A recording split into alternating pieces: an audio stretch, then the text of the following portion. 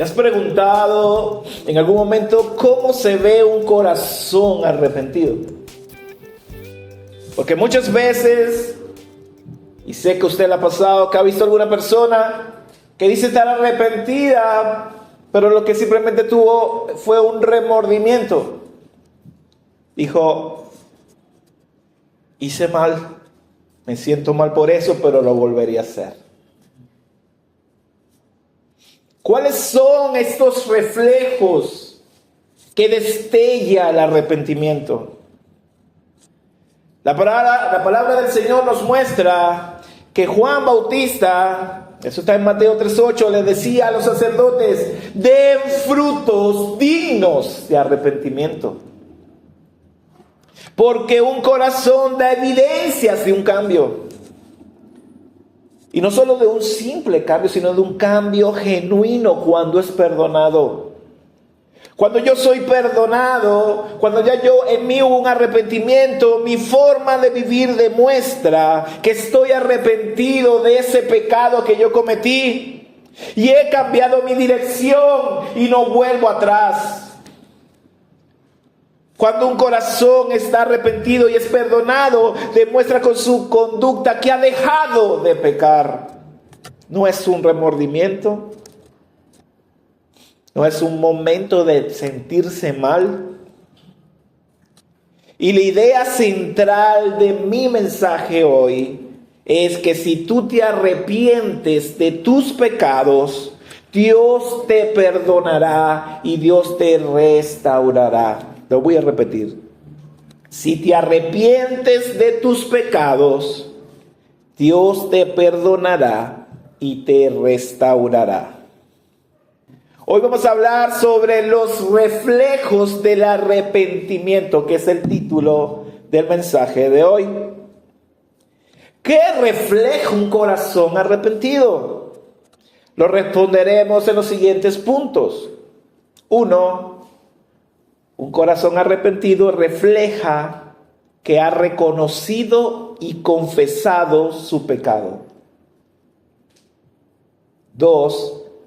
Un corazón arrepentido refleja que ha clamado perdón por su pecado. Y 3. Un corazón arrepentido refleja que ha sido restaurado de su pecado. Entonces acompáñenme al Salmo 51, que será el texto base de este mensaje. El versículo 0. ¿Cuál es el versículo 0? El que está antes del 1. No todos los salmos lo tienen, pero este salmo lo tiene. Es eso que usted ve, que dice Salmo 51 y tiene una porción allí. Eso se le llama versículo 0.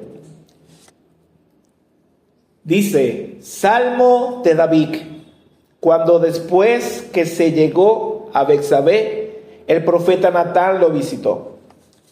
En otras palabras, esto quiere decir, David compuso este salmo después de que tuvo relaciones sexuales con Betsabé, después de que adulteró con Betsabé, y el profeta Natán lo reprendió por ese adulterio. Y la mayoría aquí conoce la historia de David y Betsabé, y el que no la conoce, usted puede ir al libro de 2 Samuel, capítulo 11. Ahí le va a contar toda la historia. Y vamos a ver un poco el orden, cómo pasaron estas cosas. David observa a Betsabé desde su balcón, bañándose, la desea, la manda a llamar, peca con Betsabé. Los dos cometen adulterio. El Señor envía a Natán a David. Natán cuenta una historia, la cual vimos hace un momento, la cual hace reaccionar al rey David. Dios dicta una sentencia sobre David y su descendencia. Entonces, David, con ese mensaje, le dijo a Natán, he pecado contra el Señor. Y Natán le dijo a David, el Señor ha quitado tu pecado, así que no morirás. Entonces vemos la palabra de Dios mostrándole el pecado a David a través del profeta Natán. Esa misma palabra, cuando lo hace reaccionar, lo lleva ¿a qué? al arrepentimiento. Y Dios otorga el perdón a David porque estaba arrepentido. El gran rey David, conocido como el hombre conforme al corazón de Dios, admirados por todos, por su dedicación al Señor, por su amor al Señor. Pero el gran rey David no era perfecto. El gran rey David luchaba como tú y como yo todos los días con el pecado. Así como nos cuenta Gálatas 5:17, que nos enseña que hay una batalla entre la carne y el espíritu. Estos se oponen el uno al otro. Pablo recuerda que decía en Romanos, en el capítulo 7, porque lo que hago no lo entiendo, porque no practico lo que quiero hacer, sino que lo que aborrezco, eso hago. Y si lo que no quiero hacer, eso hago, estoy de acuerdo con la ley, reconociendo que es buena. Así que ya no soy yo el que lo hace, sino el pecado que habita en mí.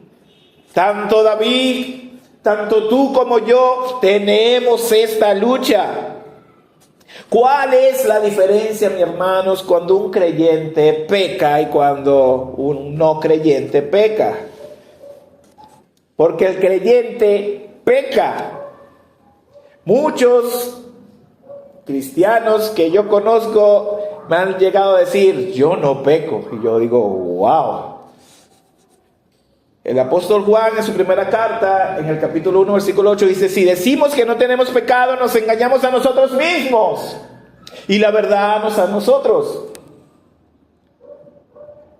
El creyente peca, pero no practica, no se mantiene en el pecado. Esto es lo que vemos con el gran rey David. David pecó, sí. Se equivocó, sí. Pero él no se quedó en el pecado.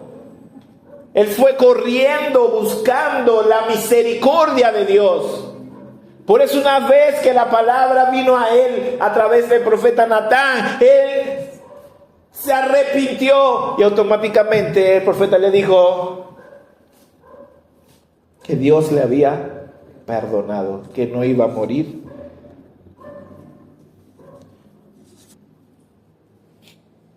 Nosotros confiamos que si confesamos nuestros pecados, Él es fiel y justo para perdonar todos nuestros pecados y para limpiarnos de toda maldad. Por eso cuando un creyente peca, corre a los pies de Dios, de su Señor, diciéndole, Señor, confieso mi pecado, perdóname, me equivoqué. Y Él es fiel y justo y te perdonará y te limpiará de toda maldad. Pero ahora cuando un no creyente peca, este se deleita en su pecado, se mantiene en su pecado, inclusive anima a otros a pecar, como lo dice Romanos 1:32. Entonces, ¿qué refleja un corazón arrepentido? Entonces vamos al punto número 1. Un corazón arrepentido refleja que ha reconocido y confesado su pecado. Busca al único que puede perdonarlo y que puede limpiarlo. Y comenzamos viendo que lo primero que hace David es clamar por piedad, es clamar por la misericordia de Dios. Y vamos a ir desglosando el Salmo hoy. Y dice el Salmo diciendo, versículo 1 y 2, ten piedad de mí, oh Dios, conforme a tu misericordia, conforme a lo inmenso de tu compasión, borra mis transgresiones, lávame por completo de mi maldad y límpiame de mi pecado. Observe que aquí David no dice, ten piedad de mí porque yo soy justo y fiel a ti. Aquí nos está diciendo David, ve mis obras, Ve lo que yo he hecho por tu pueblo. Ve mi corazón que conforme a ti, oh Dios, y cuánto te amo. David está clamando desesperado por la piedad de Dios. No se basa en sus obras, sino conforme a la misericordia de Dios, conforme a su inmensa compasión. El clamor es claro, mi hermano. Dios, borra mis transgresiones, quítame la maldad, quítame el pecado, borra la mancha de mi ofensa. Y lo primero que yo debo hacer, mis hermanos, es ir a Dios y pedir misericordia. No porque tú seas bueno, sino porque Dios es compasivo y misericordioso. Y solo Él es capaz de limpiarte de toda maldad. Lo acabamos de leer en Primera de Juan. Dios perdonará tu pecado y te limpiará de toda maldad. Tanto David como tú y yo tenemos esa necesidad de nuestro Salvador. Nosotros tenemos a nuestro amado y Salvador y nuestro Señor Jesucristo. Él es el que tiene la autoridad de perdonar, nuestros pecados. Esta súplica de David anticipa la obra redentora de Cristo. Cristo nos ofrece perdón y que nos podemos acercar a Él para limpiarnos. ¿A dónde vas tú cuando pecas? Nosotros tenemos que buscar la piedad. Nosotros tenemos que buscar la misericordia, la bondad y la compasión de nuestro Dios. Por eso yo debo reconocer mi pecado y esto nos cuesta mucho. David dice allí, porque yo reconozco mis transgresiones y mi pecado está siempre delante de mí. Nosotros, hermanos, nunca vamos a reconocer nuestro pecado. Somos necios. Y aunque David sabía que él había hecho mal, ¿cómo reconoció David que él había pecado? Fue cuando la palabra del Señor vino a él a través del profeta Natán. Sus ojos fueron abiertos, él reaccionó. ¿Sabes? El pecado atormenta, te roba la paz. Siempre está allí como una persona que te está recordando el mal constantemente. Es como si David dijera en el Salmo, día y noche mi pecado me persigue. David tenía conocimiento de quién es Dios. David sabía los estatutos y mandamientos de Dios y por eso declara, Dios, contra ti solo he pecado. Y he hecho lo malo, Señor, delante de tus ojos. De manera que tú eres justo cuando hablas y sin reproche cuando juzgas. Hermano, el pecado es principalmente una ofensa contra Dios. El pecado de David fue contra Dios y afectó a Urías y afectó a Betsabé. Si yo peco contra mi esposa, si yo peco contra mis hijos, si yo peco contra mis hermanos en la fe, mi ofensa primero es con Él. Debemos reconocer que nuestra transgresión más grave es contra Dios antes que con los demás. Porque todos los pecados son una violación de la ley divina. Es un acto de rebeldía contra nuestro Creador, sea cual sea. Y aunque David buscó de ocultar su pecado, no pudo escapar de la omnipresencia ni de la omnisciencia de nuestro Dios. Aunque él intentó traer Urías para que tuviera relaciones con su esposa, Y él así decir, no, ella está embarazada de su esposo. No pudo huir de Dios. Y confiesa, he hecho lo malo delante de tus ojos. Porque ¿quién se puede esconder de Dios? Nada escapa de su mirada. David sabe que todo pecado tiene una consecuencia y declara, de manera que tú, Dios, eres justo cuando hablas y sin reproche cuando juzgas. David está reconociendo que cualquier juicio o condena de Dios que imponga sobre él está completamente justo y merecido. Mi hermano, Dios perdonará tu pecado, pero te dejará lidiar con las consecuencias del mismo. David acepta su culpa y reconoce que no puede cuestionar la justicia divina. ¿Haces tú lo mismo? Cuando vas y pides perdón a Dios, ¿empiezas a cuestionar su justicia sobre ti? Hemos pecado contra un Dios justo, contra un Dios santo, santo, santo. Pero nosotros tenemos a Cristo. Y sobre Cristo cayó toda la justicia de Dios que era para nosotros. Toda la ira de Dios, el castigo de nuestro Dios aplastó a Jesús en la cruz.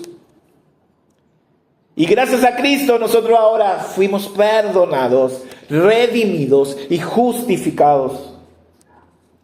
Ahora tú y yo podemos entrar a su presencia confiadamente. El rey David, él sabe que está luchando con su naturaleza pecaminosa. Por eso yo también debo reconocer mi condición como pecador. No se nos puede olvidar que somos pecadores siendo restaurados. El versículo 5 David expresa: yo nací en iniquidad y en pecado me concibió mi madre. Tú y yo desde la caída, todos los seres humanos luchamos con esto que se llama pecado. O sea que somos todos unos pecadores. Y esto no es una excusa para yo pecar. Como soy pecador, bueno, tengo que hacer lo que soy. No, sino todo lo contrario.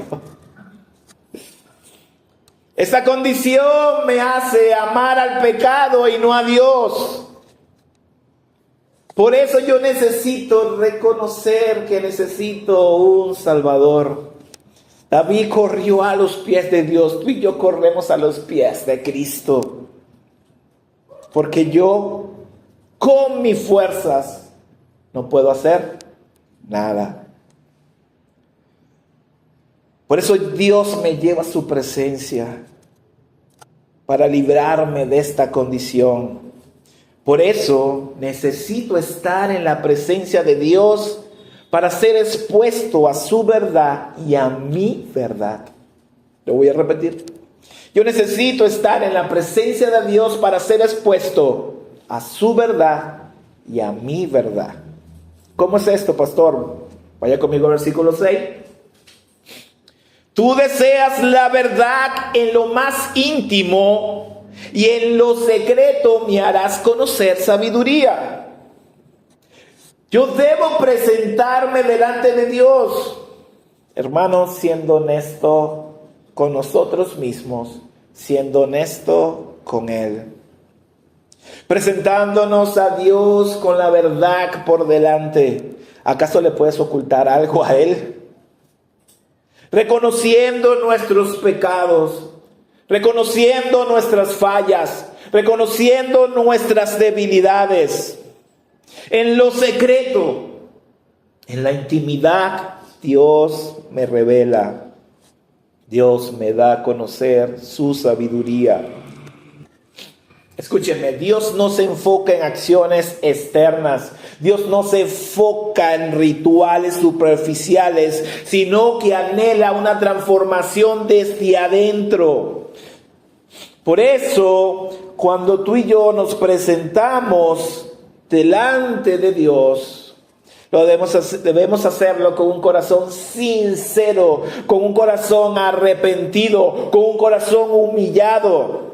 Porque ahí es cuando Dios nos va a revelar su verdad.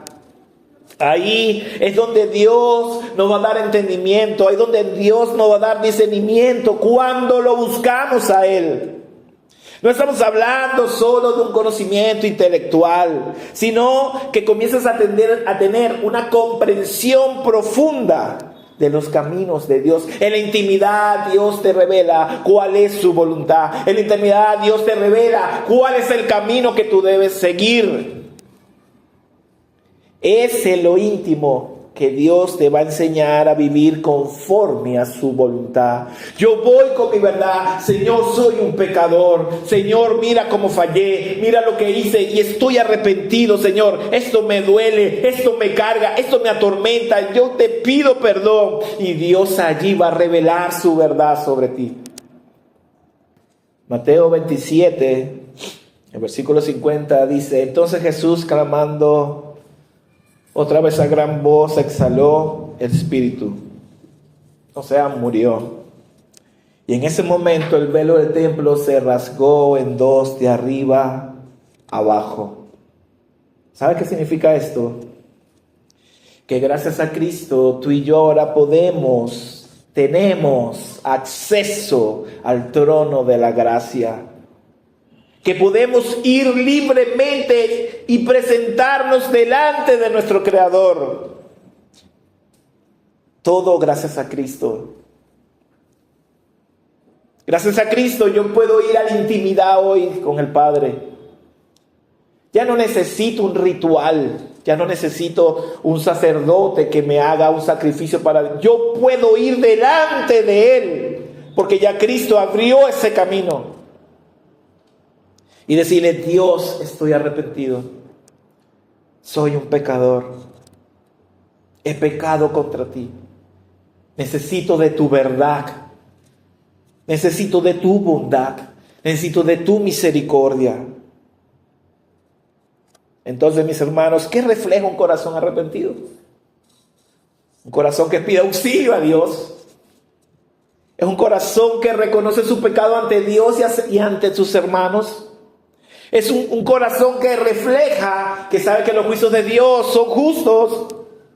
Un corazón que entiende su condición de pecador. Y un corazón que necesita a Dios en la intimidad. Y una vez que reconoce y confiesa su pecado, entonces vamos al segundo punto. Es un corazón que refleja que ha clamado perdón por sus pecados. Un corazón que clama perdón por su pecado anhela ser lavado de su maldad. Versículo 7. Purifícame con hisopo y seré limpio. Lávame y seré más blanco que la nieve. Y yo quiero explicarle algo aquí para que usted entienda lo que está hablando aquí David, porque dice: así que Dios me lave, ya no, pero vea, esto tiene un poquito más de comida, como decimos de aquí, ¿verdad? El hisopo no es un hisopo de eso con que usted se limpia los oídos. El hisopo es una planta que se menciona en la Biblia, que era utilizada exclusivamente para los rituales de purificación. Ya sé por dónde viene. El hisopo era empleado para rociar la sangre durante las ceremonias de purificación. Eso lo puede ver en Éxodo 12:22. También se usaba para la limpieza de los leprosos. Eso lo puede ver en Levítico 14:4. David le está pidiendo a Dios que lo limpie, así como en esos rituales de purificación. Necesito que me hagas puro. Utilizando esta imagen del hisopo para expresar su necesidad de ser restaurado a un estado puro. Y David no solo reconoce su culpa, sino que también entiende que esa limpieza solo puede venir directamente ¿de quién?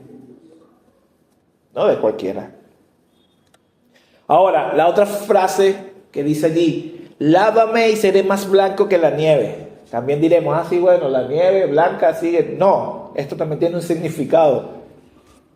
Porque es el deseo de una transformación completa. Y cuando dice blanco como la nieve, usted sabía que la nieve es símbolo que se asocia a la pureza y a la inocencia.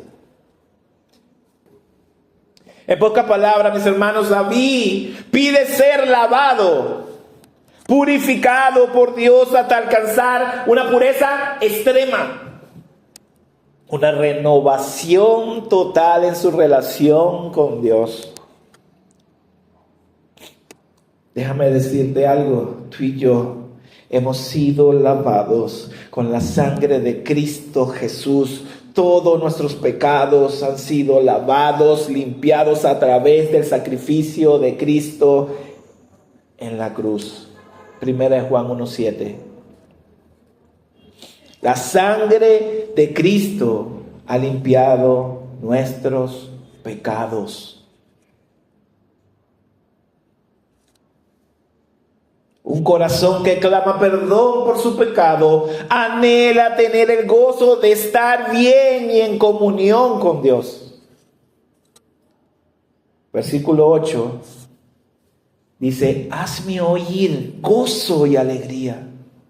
Haz que se regocijen los huesos que me has quebrantado. Esconde tu rostro de mis pecados y borra todas mis iniquidades. David le está expresando a Dios su profundo deseo de experimentar nuevamente esa felicidad, esa paz que provienen de una relación con Dios. David, en pocas palabras, está diciendo, Señor, devuélveme ese gozo que yo tenía y que lo he perdido por el pecado. Y el gozo no hablamos aquí de una simple emoción superficial, mis hermanos, porque es una manifestación del perdón divino y la reconciliación con tu Creador. ¿Recuerdas cómo te sentiste cuando entendiste que Cristo había perdonado todos tus pecados? Eso que tú sentías aquí adentro en tu corazón, esa alegría, ese gozo, de eso habla David aquí. Del saber que esa carga del pecado sobre ti se había ido. Crea en mí, oh Dios, un corazón limpio y renueva un espíritu recto dentro de mí. Esto debería ser mi oración diaria. Dile, Señor, que mi corazón esté limpio, que tenga un espíritu firme en mí. El único que puede crear, regenerar, santificar un corazón limpio en nosotros, Dios. Y al ser nosotros regenerados, Dios nos dará de su Santo Espíritu y renovará un espíritu recto en nosotros. Y sabe que un espíritu recto en nosotros es vivir bajo los propósitos y mandamientos de nuestro Dios. Este cambio afecta el cómo vives, el cómo actúas, porque ahora vives conforme a los principios establecidos por Dios. Segunda de Corintios 5:17, aquí todos se la saben. De modo que si alguno está en Cristo, nueva criatura es. Hablemos, un corazón limpio, un espíritu firme, obediente. Las cosas viejas pasaron, porque aquí todas son hechas nuevas. Cristo regenera nuestro corazón. Cristo nos limpia de todo pecado. Gracias a Cristo tenemos al Santo Consolador en nosotros y podemos caminar firmes. ¿Recuerda lo que pasó con Saúl cuando pecó? Eso está en 1 Samuel 15, que lo quiera ver. Nos narra que el rey Saúl desobedeció y desechó la palabra del Señor. Dios también lo desechó a él para que no fuera rey. Le dijo, como desechaste mi palabra, yo te desecho a ti. Por eso David, teniendo conciencia de esto, dice en el versículo 11, no me eches de tu presencia. Si lo hiciste con Saúl, lo puedes hacer conmigo. No me eches, Señor, de tu presencia. Señor, no me quites tu Santo Espíritu. Restituye el gozo de mi salvación. Y sosténme con tu espíritu de poder. David temía que Dios los desechara como pasó con Saúl. Él no quería que Dios apartara su espíritu de él. Y por eso clama, restitúyeme el gozo de tu salvación, Señor. Sosténme con un espíritu de poder. ¿Sabe qué es un espíritu de poder?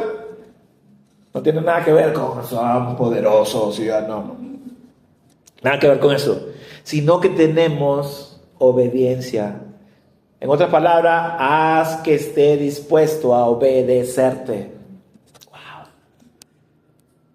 Efesios 2, 18, 20 nos dice, porque por medio de Cristo los unos y los otros tenemos nuestra entrada al Padre en un mismo espíritu.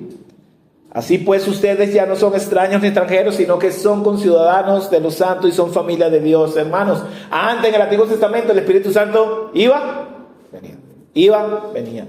Iba, venía. Ahora no, ahora nosotros tenemos un mismo espíritu. El Espíritu Santo habitando en nosotros todos los días de nuestra vida. Está allí para hacernos tener un espíritu firme. Un espíritu de poder. Y dirán a nuestros hermanos, aleluya, fuego. No, no es fuego. Un espíritu obediente.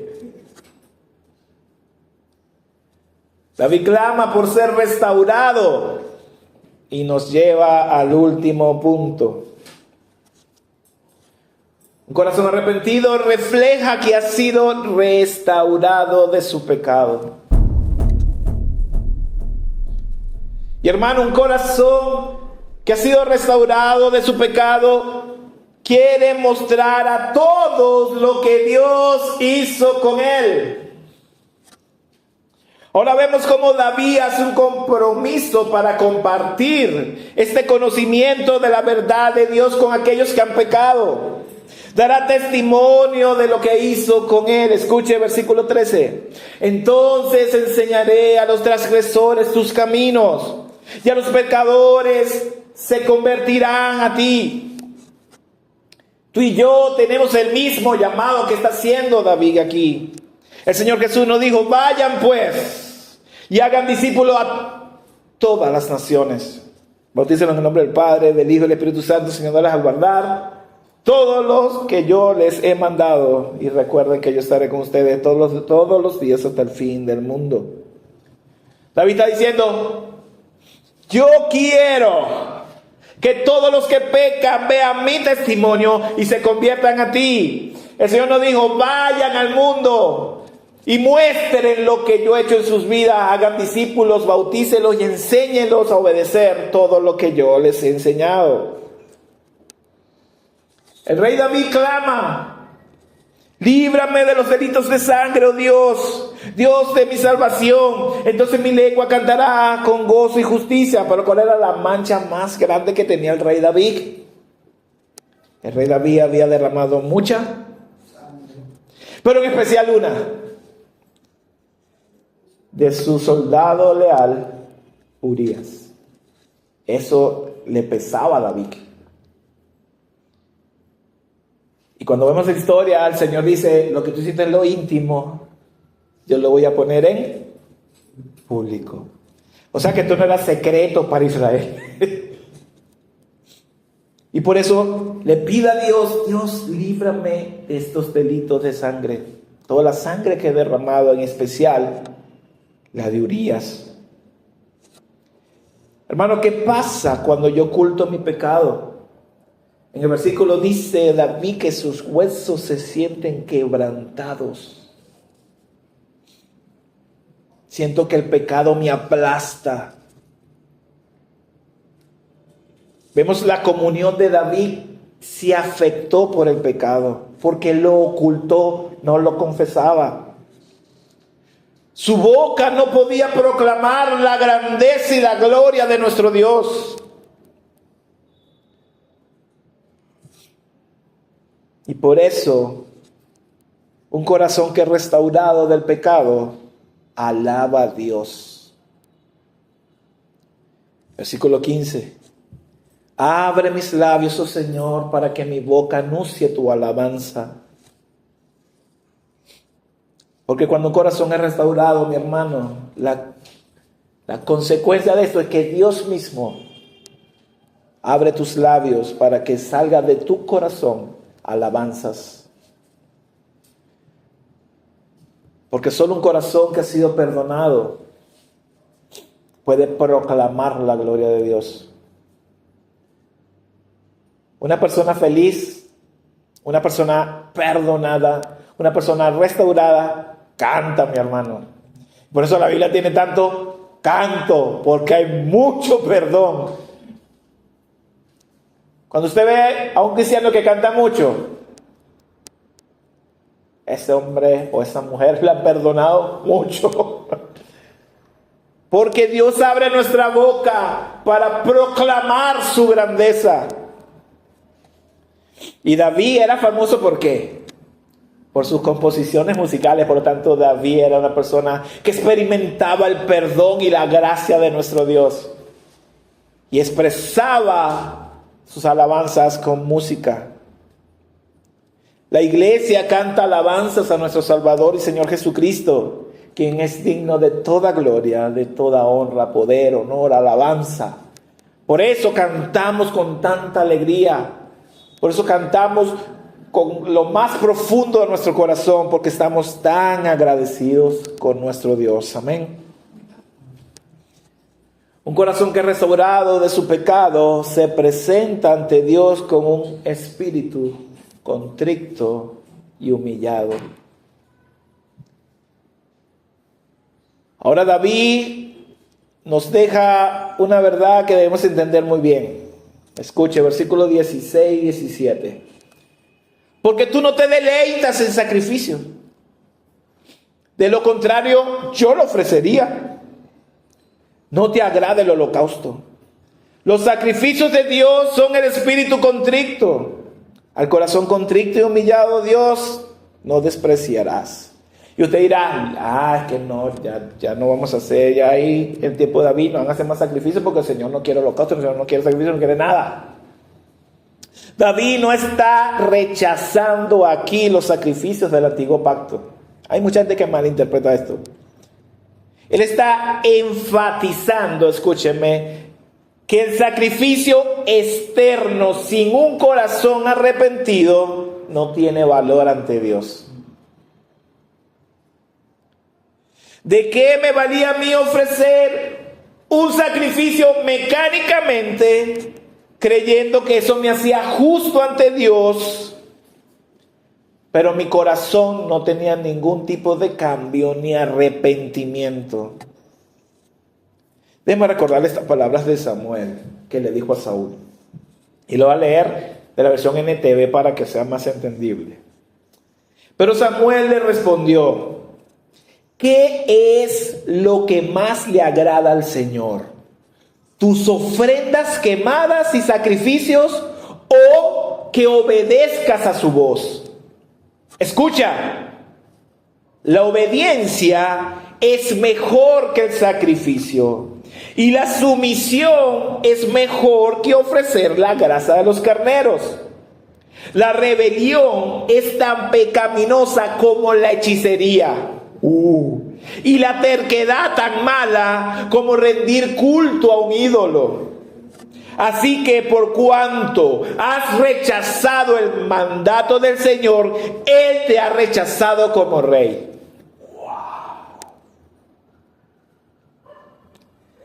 David podía ir con 50,000 toros, 1,000 ovejas y sacrificarlas delante del Señor, pero su corazón, si su corazón no estaba arrepentido, él no estaba haciendo nada. Ese sacrificio para Dios no era agradable.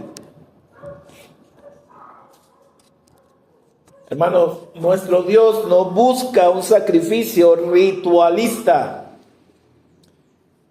Él busca un corazón quebrantado, Él busca un corazón rendido ante Él. David, al expresar que Dios no desprecia un corazón contrito, humillado, Él quiere decir que Dios no desprecia un corazón aplastado. Dios no desprecia un corazón afligido. Dios no desprecia un corazón apenado. Dios no desprecia un corazón humillado, porque reconocemos que solo Dios es el único que puede restaurarnos. Tú y yo ahora no tenemos que ir a sacrificar a ningún animal. Hebreos 10:12 nos dice, pero Cristo, habiendo ofrecido un solo sacrificio por los pecados para siempre, se sentó a la diestra de Dios. Ya Cristo hizo ese sacrificio por nosotros. Ahora tú y yo presentamos nuestros cuerpos como un sacrificio vivo, como un sacrificio santo, como un sacrificio que acepta nuestro Señor, porque es nuestro culto racional, como nos dice Romanos 12. Ahora el sacrificio somos nosotros. ¿Por qué? Porque tenemos un corazón lleno del Espíritu Santo, donde habita el Espíritu Santo. Un corazón que ama la ley de Dios, que ama su palabra. Un corazón que ama a Dios y que quiere obedecer a Dios. Un corazón que es restaurado de su pecado. Pide también por aquellos que han sido afectados por su pecado. Bueno, cuando yo peco, no peco yo solo. Yo afecto a todas las personas que me rodean. Una persona entra en pecado, afecta en el caso de David, afectó a Betsabé, afectó a Urías, afectó su vida, afectó a una nación. Hay personas que pecan y hasta sus pecados afectan a la iglesia. Cuando yo peco, afecto a los demás. Yo tengo que tener eso claro. David no se queda allí. Él sabe que su pecado tiene una consecuencia grande para su pueblo. Como rey de Israel, su caída afectó a toda la nación. Eso lo podemos ver en 2 Samuel 12. Nos habla de eso. El deseo es que Dios restaure a su pueblo. Señor, no me restaures solo a mí, sino protege y restaura Jerusalén. Y expresa en el versículo 18: haz bien con tu benevolencia, Sión. Edifica los muros de Jerusalén. Entonces te agradarán los sacrificios de justicia, el holocausto y el sacrificio perfecto. Entonces se ofrecerán novillos sobre tu altar. Y sé que usted ya se está haciendo esta pregunta: ¿por qué David menciona sacrificio después de haber dicho que Dios no lo desea en el versículo 16? En el versículo 16, Dios rechaza los sacrificios que van vacíos y son ritualistas. Aquí dice que Dios aceptará los sacrificios cuando provengan de un corazón limpio, de una nación restaurada. Y para terminar, hermanos, reflexionemos. Tu vida está reflejando arrepentimiento. Porque tú y yo hemos recibido la gracia de nuestro Dios a través de Cristo. Y lo primero que yo hago cuando me arrepiento es reconocer quién es Dios. Mi necesidad de la gracia, mi necesidad de Cristo. ¿Esto es lo que está reflejando tu vida? ¿Esto es lo que reflejas tú?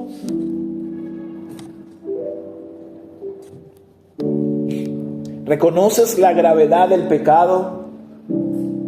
¿Reconoces la gravedad y la incapacidad de salvarnos a nosotros mismos? ¿O crees que por tus buenas obras tú vas a alcanzar el perdón de Dios? Cristo es nuestra única fuente de limpieza. Cristo es la única fuente que nosotros tenemos para ser restaurados. Solo por su sacrificio, solo por su sangre es que limpia nuestra maldad. Hermanos míos, sin Dios no podemos tener un corazón limpio, y mucho menos un espíritu recto, obediente dentro de nosotros. Por eso nos dejó al Santo Consolador, que ahora mora y habita en cada uno de nosotros. No nos basta solo con hacer el bien. Necesitamos la transformación del Espíritu Santo. Pídele a Dios que transforme tus deseos. Pídele a Dios que transforme tus pensamientos. Pídele a Dios que transforme tus actitudes. ¿Cómo estás reflejando tú la gloria de Dios por el perdón que Él te otorgó? Nuestra adoración debe fluir de un corazón restaurado, no de costumbres religiosas, no de rituales. Hermano, ¿tú compartes con otros lo que Cristo hizo contigo? Las personas ven ese arrepentimiento en tu vida y dicen, quiero ir a Cristo también.